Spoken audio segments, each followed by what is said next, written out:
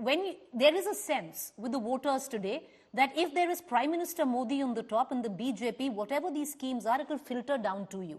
That kind of sense is missing in a Congress government. That trust factor, which we talk so much about, when we talk about the Prime Minister or we talk about the BJP, is missing. When we talk about a government where the Congress is in play. And I'll give you a prime example of that. When I was in Madhya Pradesh, you spoke to voters who knew that the Ladli Behna money will come to them. Ashok Gehlot had offered a lot, but there was a sense of distrust. Abhi tak nahi aaya hai, pata nahi aayega. Well, Preeti, if I can continue, Please, following your interjection, that is absolutely, you are absolutely right and is very relevant. That is the difference, right? The difference is that the opposition needs a better political communication strategy. I mean, the BJP is obviously helped by the RSS workers who go knocking on doors.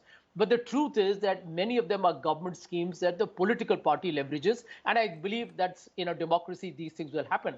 But this is the fundamental point, that if you look at the actual numbers and why I believe 2024 is far from done and over, because even I have, by the way, a lot of people who, give me feedback from all over the country, there are serious problems. People think that unemployment is just an opposition slogan. It is not. India is facing a very serious, educated, urban and rural unemployment crisis. The second point, the farmers continue to be in a serious state of distress. There is a wipeout of the MSME sector.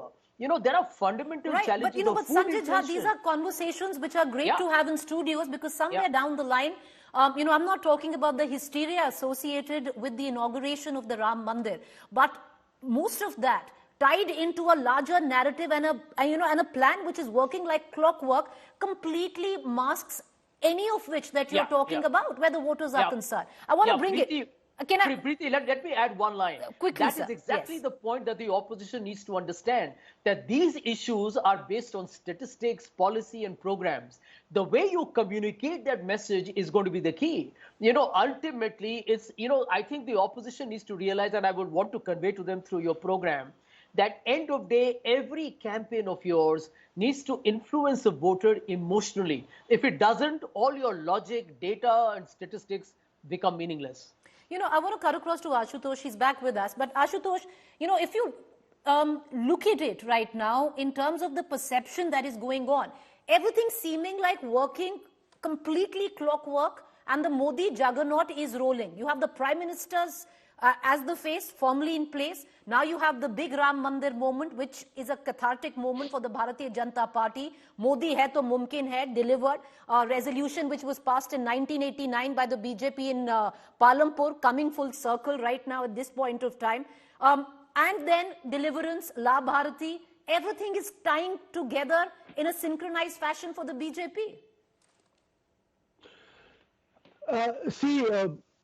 Two things we have to understand. First of all, that everybody is talking about, but the fact of the matter is that Hindutva and Narendra Modi is basically a North Indian phenomenon.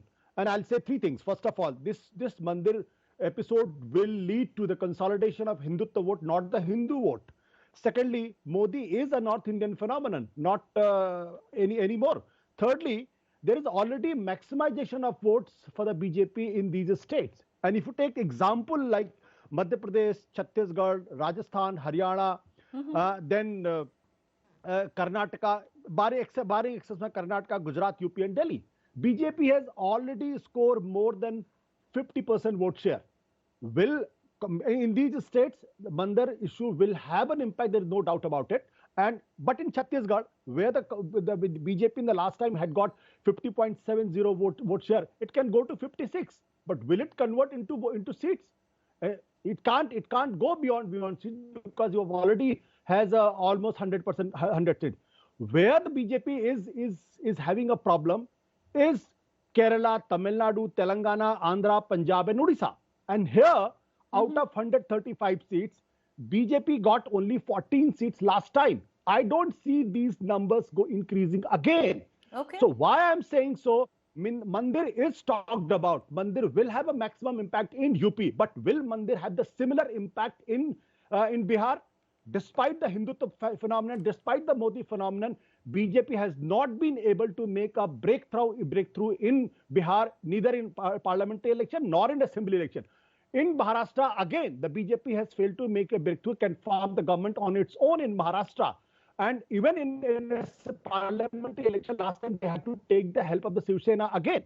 And this Bihar and Maharashtra, along with the 6 states, Kerala, Tamil Nadu, Telangana, Andhra, and these are in total 223 seats. Out of 223 seats, can BJP get 110 seats or 120 seats? I doubt, because last time they got only 88, only how many seats? They were just around 88 seats. So what I'm saying is that yes, we are sitting in Delhi. Ayodhya is closer to us, so we are overwhelmed by what we see. But will it have the similar impact in Tamil Nadu, in Kerala, in Odisha, in Maharashtra, in Bihar, in other areas? I doubt. All right. Fair point, because Sanjay Kumar, I had raised this to Sandeep Shastri as well, this question, because let's look at it. 2019, in the 5 big states of the South, 130 seats, the BJP got 29. That's that.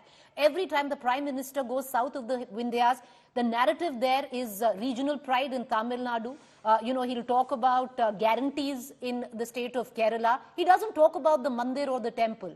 And where he does talk about the Mandir or the temple, like Ashutosh just elucidated, Sanjay Kumar, that belt or the Hindi heartland was maximized. Even in a state like Assam or a Punjab or an Odisha, the Mandir will not have that much of attraction that it would, and it already has in Uttar Pradesh or a Madhya Pradesh or a Rajasthan or a Gujarat.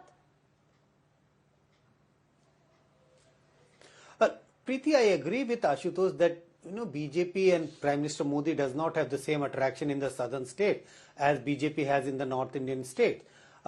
Also, that Mandir may not have the euphoric, sentiments. It will not arouse the sentiments, same kind of sentiments in the South Indian state as it might arouse in the North Indian state. But my slight disagreement is that yes, we keep thinking that BJP has maximized in the many North Indian states, whether it is UP, Bihar, Madhya Pradesh, Rajasthan, and we can keep taking names of many states. That Rajasthan BJP had 125 out of 25. In Madhya Pradesh BJP had 128 out of 29. But also look at the margin of victory BJP had in all these states. A huge margin. In Rajasthan, out of 25 seats, BJP had polled more than 50% votes in 23 seats. True. So this narrative that BJP has maximized in many of these states and the only possibility for BJP is to come down, I think I would be very, very cautious, and I don't buy this argument that BJP will certainly come down compared to 2019. We were looking at the same narrative in 2019 when we were approaching 2019 elections, comparing it to 2014, because in 2014 also in all the Hindi heartland state BJP had scored more or less like that, and many people expected that BJP will certainly come down, which did not happen. After what is happening in Ayodhya now, 22nd of January, and post Ayodhya, the kind of outreach program, I would say mobilization outreach program, give whatever name, but the way BJP workers are trying to mobilize the voter, trying to send out the message, this is not going to this will allow BJP to at least maintain the status quo of 2019. I don't see BJP vote share coming down drastically in the Hindi heartland state. So my own sense is that also if you look at the big data, right, 2024 there are 224 Lok Sabha seats where BJP had got more than 50% votes in 2019 election. And if you look at, there are only 5 or 6 seats where out of these 225 where BJP victory margin was just 20 or 25,000. But in rest other seats the margin was very big. So my own reading is that it is very, very difficult for me to imagine that BJP's vote share will come down in the Hindi heartland state despite what is happening in Ayodhya by such a margin that BJP will come down in the North Indian state. I don't see that happening in 2024.